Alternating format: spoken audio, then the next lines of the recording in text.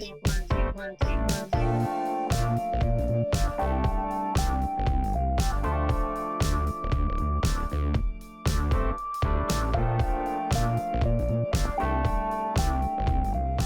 from Tokyo, my dear friends. This is Daisuke, and I very much hope that this video finds you well and in very good spirits wherever you are in the world.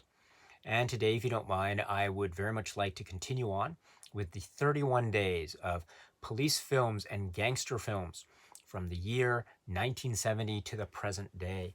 And it is my hope that this can afford us, you and me, my dear friends, with the opportunity to be able to speak about as many films as possible in the context of these very invigorating and engaging and absorbing genres of cinema, namely the police film genre and the gangster film genre. In that spirit, I'd like to speak today, specifically in this video, about examples of the police film genre. And so I have a film, or to be more specific actually, to correct myself, not just one film, 2, 3, 4, 5 films. I have 5 films that can collectively, or that are collectively considered to be a series of films depicting a main character who is a constant throughout these films. And these films, I think, are very memorable. They have their own cinematic legacy. They are also considered maybe to be noirish, oftentimes to dealing with a subject matter that is very gritty, very tense, very edgy, very provocative, almost having a type of not just police procedural edge to it, but a crime thriller edge to it, as well as a serial killer edge to it, depending on a number of the stories, because we have a separate set of plots over the course of these 5 separate films. But they do have this overlying connection thematically, or maybe in terms of content, in terms of the idea of these vicious, horrible crimes, or at least as they're depicted on screen, or the implications of such, that are very violent and very horrific. And so we have that side of the equation being confronted by the law enforcement side of the equation as well. So law enforcement, and specifically this main character and his efforts, and those, again, with his various partners that we have over the course of these films, trying in a sense to stop these crimes from being further perpetrated against the innocent public. And so this is a very, I think, fundamental equation, or fundamental formulation of the police cop film genre dynamic. The police character trying to stop the villain, in a manner of speaking. So this is that dynamic. Now, in that way too, therefore, as I say, it's described as many things, among such descriptions is also the police procedural thriller that has a certain vicious bite or edge to it.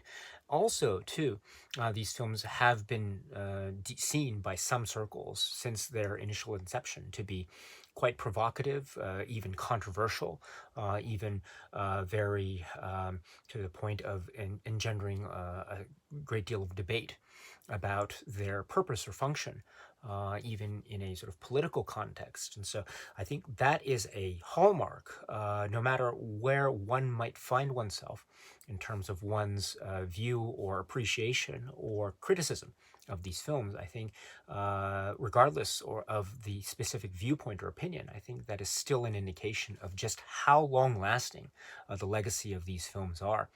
And they remain, I think, very popular and very provocative, and thus, I think, really significant in the context of the police film genre, which is why I wanted to bring them up today. They are very memorable for a number of reasons, and they are, as I say, 5 films, beginning with the film from 1971. This is directed by Don Siegel, and it stars, for example, Andrew Robinson, and also it stars as the main character, who is named Harry Callahan of San Francisco Police Force law enforcement. This is the character, Harry Callahan, portrayed by Clint Eastwood in this film, which is Dirty Harry. So there is this film, Dirty Harry. And then we have the next film, which is from 1973. And this is directed by Ted Post. And it also stars, in addition to Clint Eastwood as Harry Callahan, we also have other actors such as Hal Holbrook and David Soul and others. And this is the film Magnum Force. And then later in the 70s, specifically 1976, we have the director James Fargo, and the film, which also features Tyne Daly and others. This is the film which is The Enforcer. And then we go into the 80s, which is it's specifically 1983, with a film that stars Clint Eastwood and Sandra Locke and others. And also it is directed by Clint Eastwood. And it is this film, which is Sudden Impact. And last, we have the film which is from later in the 80s, specifically 1988. And this stars Clint Eastwood and Patricia Clarkson and Liam Neeson and others. And this is the film which is The Deadpool. And so these are the 5 films in what is known collectively as the Dirty Harry film series. And they all have, or there are a number of similarities, but one of the main similarities, one of the main reasons that they are connected in this way is the main character himself, Harry Callahan, the Dirty Harry of the title of the first film, the 71 film. And so we have in these films overall really gritty and sometimes even quite disturbing plots involving very sinister and nasty criminal elements that might be seen as sort of extreme outliers. And we have, therefore, the setup of the Harry Callahan character being in the position to essentially try to stop these particular villain antagonist elements from further committing any more crimes in these vicious manners that we see respectively in these films. I mean, they are very violent in a number of ways, and they are very unsettling in a lot of ways as well. And each plot of the film again presents these specific, say, scenario adventures, and therefore it sets up the plot for the Harry Callahan character to try to, in a sense, save the day through the means that are at his disposal. Now, therein lies, I think, another area where these films are they have this nuance, and they have this ability, or they are set up in a way which I think allows for a number of possible interpretations and perspectives on them, which I think, as I say, leads to or creates a sense of the long-lasting legacy of these films, which is, or on the one hand, one can see these this type of setup of story, and specifically the character of Harry Callahan. I think one can see them in a critical and quite disturbing light, maybe stemming from the interpretation of the character as an anti-hero, as a hero or as a character, a main character that is seen to be acting beyond the law, or even breaking the rules of law to the extent of entering into the realm or characterization of vigilante justice. And so this creates a number of questions, and perhaps leads to a number of implications for some that might be disturbing. However, I think there is a number of things that can be said about that. So on the one hand, there is a vigilante aspect to the Harry Callahan character, that's for sure. In particular, a film like, say, Dirty Harry, where we see that aspect, or that possibility at least, stem or come to the fore in a number of very specific plot implications of this particular film. However, I do want to say that it is never something that is caught out of context. It is always set up in a way to show us that it is not always the result of some kind of maybe non-connected event. There's always a causal relationship with some kind of external force that is out there, or it could be as a result of some kind of bureaucratic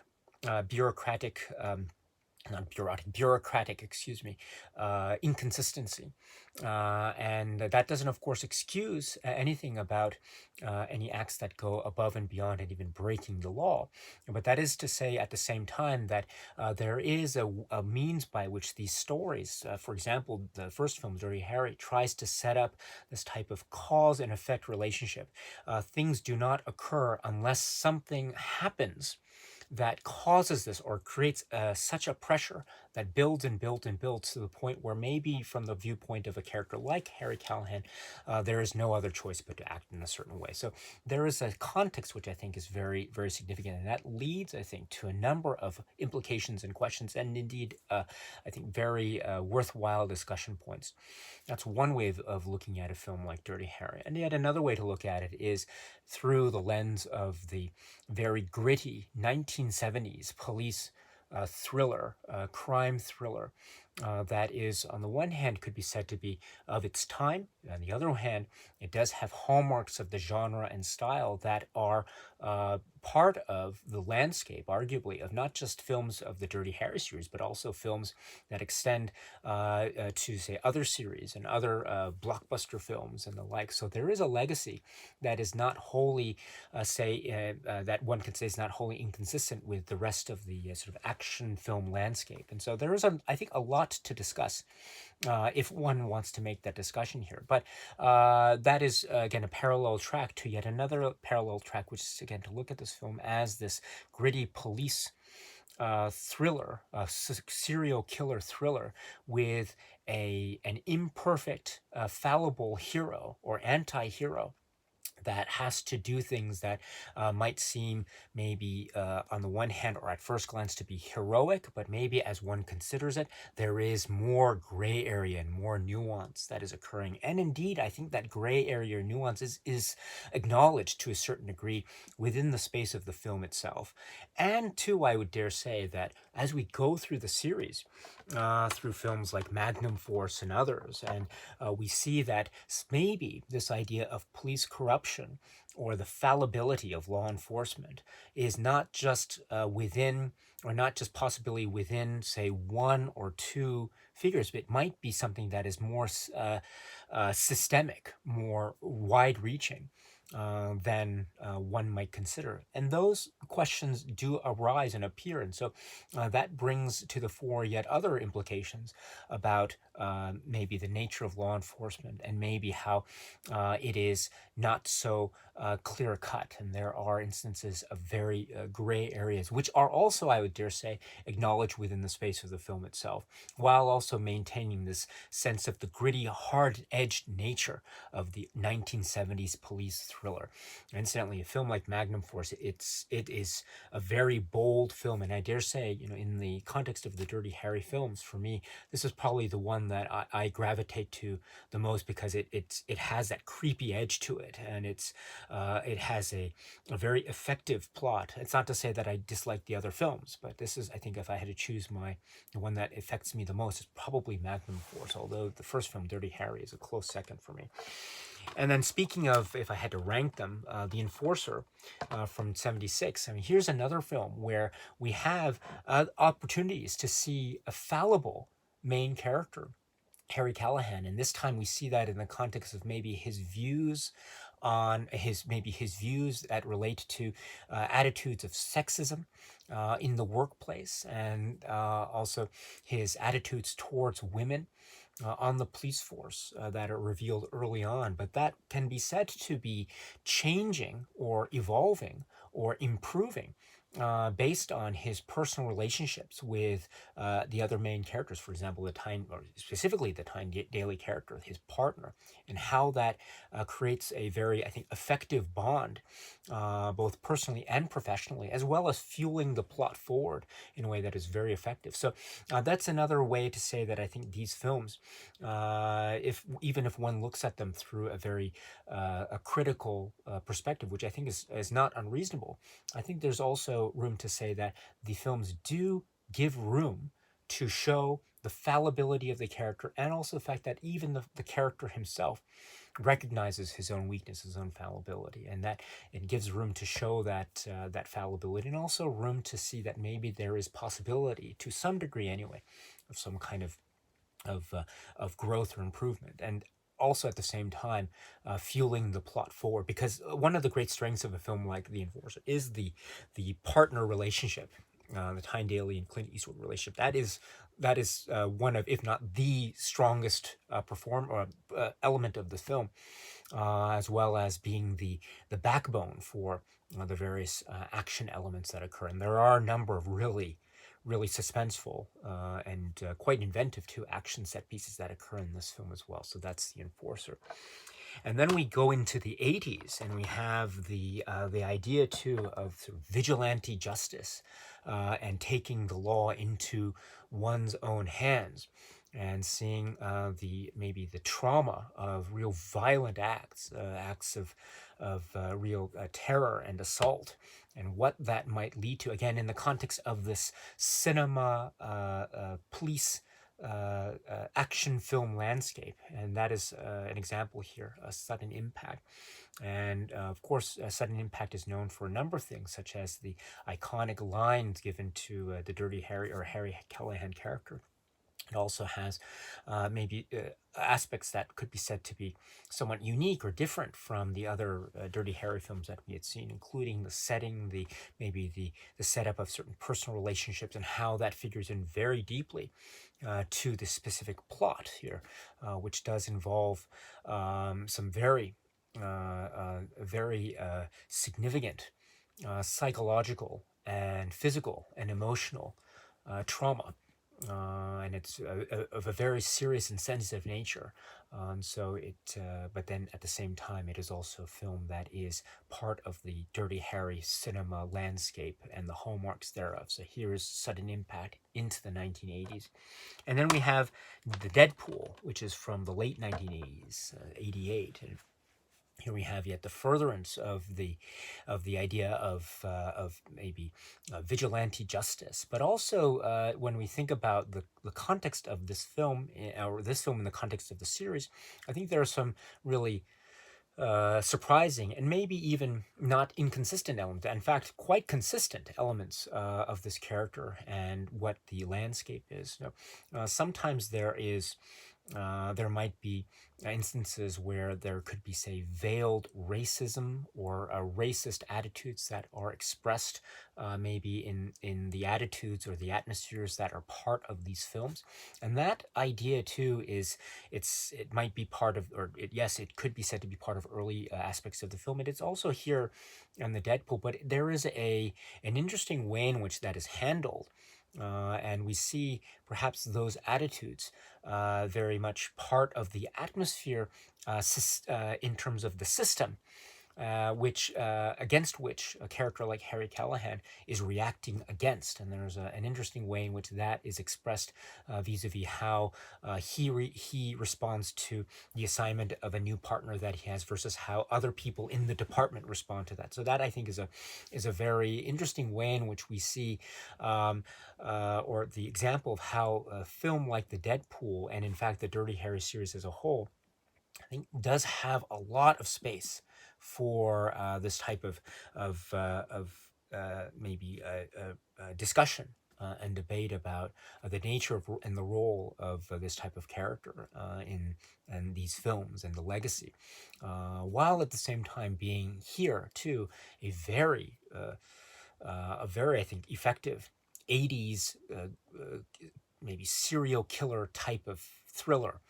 And again, this film is maybe it's not for everyone, that's for sure, but of that type of genre, it's very effective. As a Dirty Harry film, I think it's very effective. There are scenes that are just part of that 80s milieu, if you will, of genre cinema, and in that context, I think it's done quite well. And there are some scenes that, while maybe not necessarily for all who are fans of the Dirty Harry films, might not necessarily be seen to be reaching, say, the heights of say, the earlier works, still there are scenes that are really effective and very memorable. And some of the apparatus that are used, for instance, I think have these kind of iconic trailer moments, sort of trailer of preview trailer moments, as it were. So.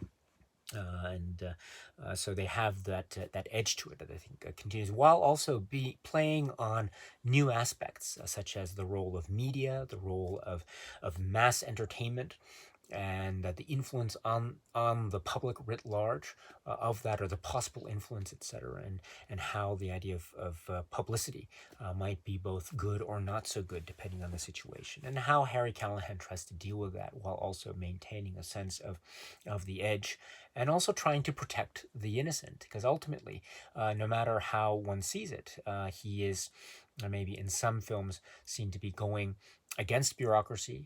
He's trying to work within the rules of the law. He maybe bends the rules, he maybe even breaks the rules, but he also tries to uphold or protect. And depending on how one sees it, he might succeed or he might not succeed. But at the end of the day, that legacy of these stories is still long lasting and very effective to this very day. And so, for these and other reasons, I think these films are totally really powerful examples of the police film genre. And as I mentioned before, I mean, these are 5 films. And maybe for me at the moment, I think a film like Magnum Force is, if I had to rank the films, I would say maybe Magnum Force is up there. Although what I find so fascinating about these films too, many things fascinating, but one of the things I find fascinating is how I think you can have different rankings. I've just gone online, for example, and I've checked various sites of rankings of the films, and they are different almost every time. So that's really quite fascinating, and I think that shows a type of malleability of the films, and they have a long-lasting impact, and each film has its own unique character and style, while of course maintaining a sense of continuity and a sense of connectivity between and among all the works collectively. So but there is a variety also at display here, so as a series I think it works. And again, in terms of cinematic legacy, there is much to talk about, there is much points of discussion, and there are many ways to interpret these films, that's for sure. But there is no doubt that one of the ways to interpret these films is in the context of the gritty, edgy police thriller crime films starting from the 1970s into the 1980s, which are in many ways for a lot of people among the key years, the key decades for films like this. So they are a part of this legacy and of cinema. I think they're very memorable examples of the police film genre. So these are the films in the series known as Dirty Harry. Okay, my dear friends, so that's it for now. And so until we meet again, please be happy and healthy and well. And please keep on watching a lot of great movies. Thank you so much, as always, for your time. I very much appreciate it. Stay strong, stay safe, and cheers.